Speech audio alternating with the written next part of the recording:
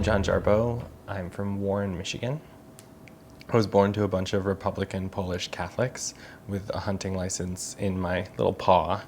I played hockey for 11 years and baseball, and my dad was always trying to really butch me up.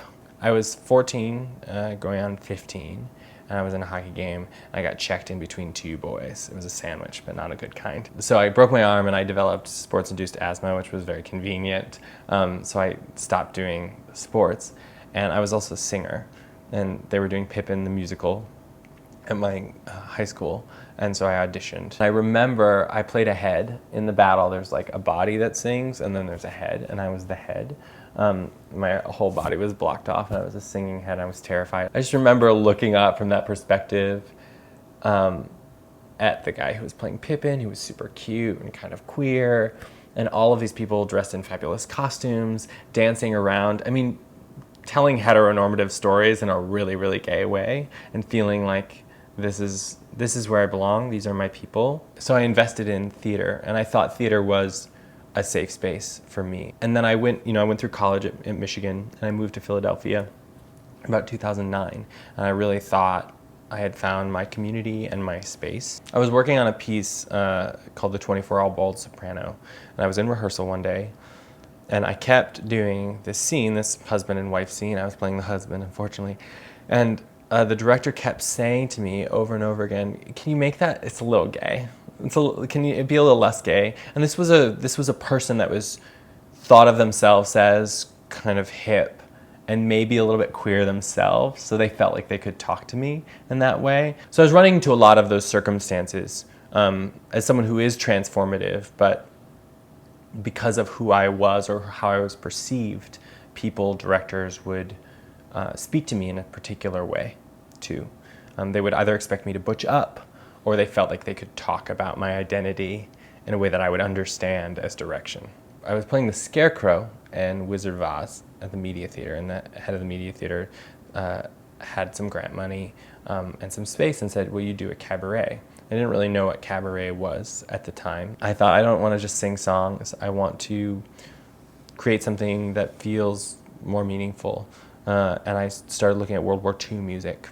And I did this piece called Back in the Army Cabaret about what it meant to be a man and what it meant to come out in the military in World War II, using some source text from some letters between gay soldiers. And that snowballed into people saw that, and they wanted me to do more work, and I ended up doing an Edith Piaf show where I played Edith Piaf among like 6 other dancing, singing Edith Piafs.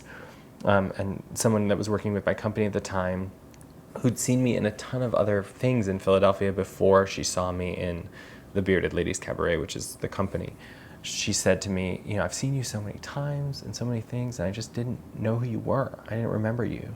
And then I saw you in this, and I was like, that's John Jarboe. That's who you are. This is who you are. I heard it was basically, I think she was saying, I heard your voice."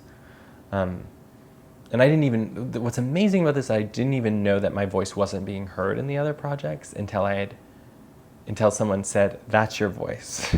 After that moment about hearing that about myself, I kind of doubled down on the Bearded Ladies and really put all my energy into doing work that I felt allowed me to be who I am with integrity, allowed me to not have to compromise constantly on my artistic vision and also my voice and the voices of the queer people that I work with in the city.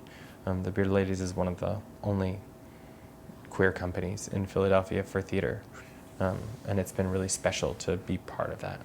I've always thought about queerness as sort of a seed, a question that's planted in you at birth that I'm grateful for. I'm most grateful for that question.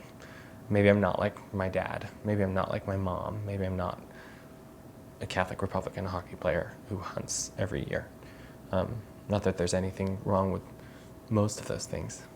But that question was not only something that allowed me to break from an identity, it also allowed me to find a different artistic voice and a different artistic form. You have to be rigorous about about the responsibility that comes with, I think, the gift of being queer.